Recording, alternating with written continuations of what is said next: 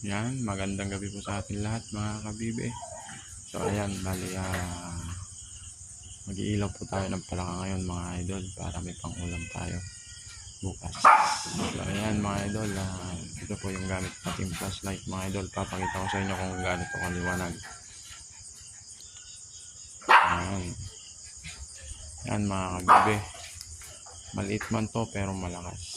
Kaya tara, samahan nyo ako mag-ilaw ng palaka. Let's go!